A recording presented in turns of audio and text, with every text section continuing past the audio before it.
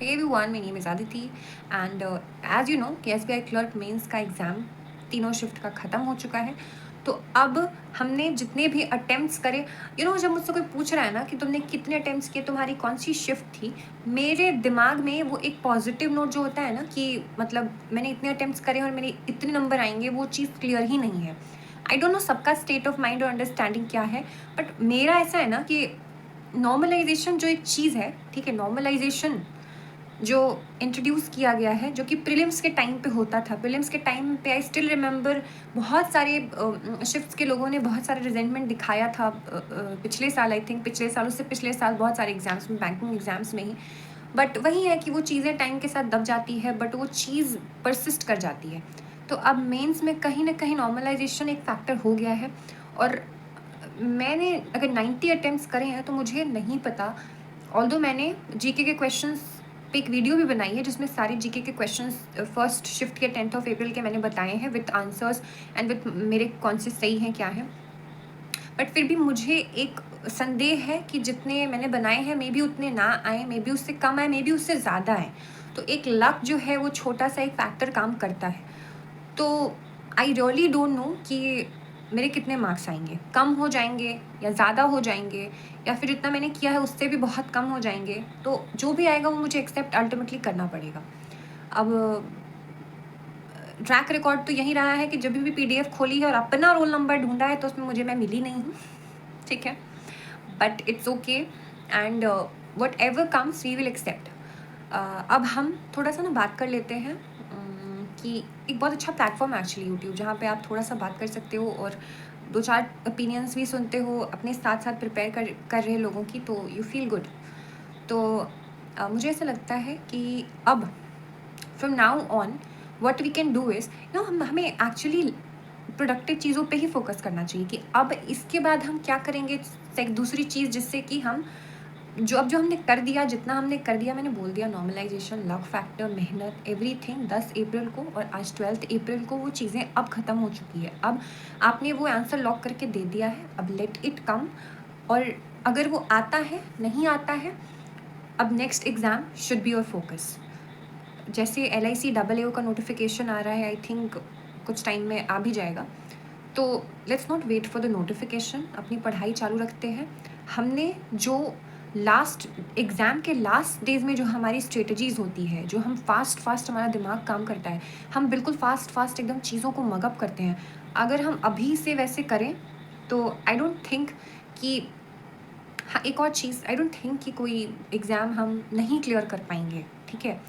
तो अभी मेरा अपना जो स्ट्रेटजी है, मेरा अपना जो बनाया हुआ है वो आई बी फॉलोइंग। बहुत इस एग्ज़ाम से SBI क्लर्क मेंस के टाइम पे मैंने बहुत कुछ सीखा है कि क्या गलतियाँ करी है और क्या चीज़ें इतने टाइम में मैंने टाइम में कितनी चीज़ करी और मुझे क्या करना चाहिए था, क्या आइडियल है और क्या पॉसिबल है। आइडियल है और क्या पॉसिबल है, ये बहुत इंपॉर्टेंट है आइडेंटिफाई करना कि क्या चीज़ हमें शुरू से करना है और क्या चीज़ में लास्ट में जाकर रिजॉर्ट करना है। वो सारी चीज़ें आपको क्लियर होनी चाहिए।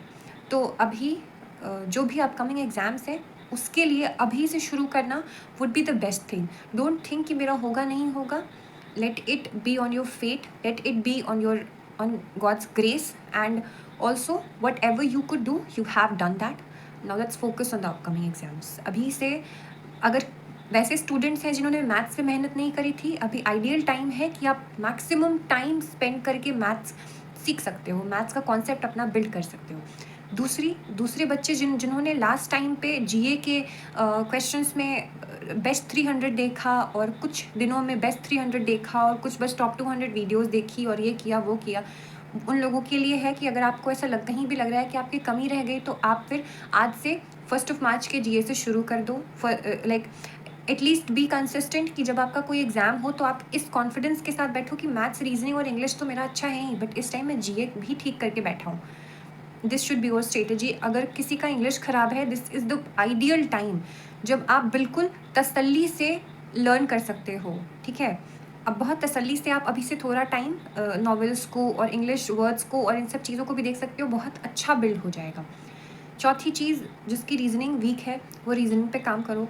और क्योंकि क्या होता है ना कि जब एग्ज़ाम में कुछ डेज़ बचते हैं और हमें लगता है कि हमारा ये पोर्शन वीक है और हम जब उस चीज़ को टाइम देने जाते हैं तो वो बहुत ज़्यादा टाइम लेता है। फिर हमें लगता है कि हमारे पास तो टाइम ही नहीं है, हम जिस चीज़ को जानते हैं उसी पे मेहनत कर सकते हैं। तो लास्ट डेज़ में हमारे पास टाइम नहीं होता है कि हम जिन चीज़ों को जो चीज़ें हमारी वीक है उनको स्ट्रॉन्ग करें, क्योंकि वो बहुत टाइम कंज्यूमिंग होती है। तो टाइम कंज्यूमिंग वाला जितना पोर्शन है आप अभी से करो। और जीए जो है, जीए वो हमेशा it is always going to occupy your daily time, ठीक है, डेली रूटीन में इट शुड बी देयर। और अभी से अब जैसे देखो एसबीआई क्लर्क प्रीलिम मेंस का जो इस बार फर्स्ट शिफ्ट का क्वेश्चन था, आई रियली डोंट थिंक कि जिसने भी वीकली वाला जो क्लाउड अफेयर्स का था, बस उसका हेडिंग भी अगर पढ़ा होता और थोड़ा थोड़ा अच्छे से रीड किया होता और एक उसके पास एक स्केलेटल सिस्टम में भी अगर लास्ट 6 मंथ्स के होते वन वर्ड में भी, तो आई थिंक वो बहुत अच्छा स्कोर कर सकता था। You didn't need to go thoroughly, ठीक है ना, वैसा क्वेश्चंस ही नहीं थे। तो आप बस एक डिसिप्लिन वाली रूटीन फॉलो करो अभी से, and I really don't think कि सिलेक्शन नहीं होगा। अभी तक नहीं हुआ है और अब हो जाएगा, ठीक है। जिसका आई थिंक इस बारी होगा उनका भी पहले नहीं हुआ था। तो it takes very little time to convert कि अभी तक नहीं हुआ है और हो गया, ठीक है। Just one single exam you need to take. तो फिर ऑल द बेस्ट, जो भी हुआ जैसा भी हुआ थोड़ा डिस्कस करो, बट आफ्टर दैट कल से फिर स्टार्ट ऑफ फ्रेश, ठीक है। हो जाए तो बहुत अच्छा, नहीं हुआ तो हमने तो अभी किताबें रखी नहीं हैं, हमने तो उस पैशन को ज़िंदा रखा है, तो बस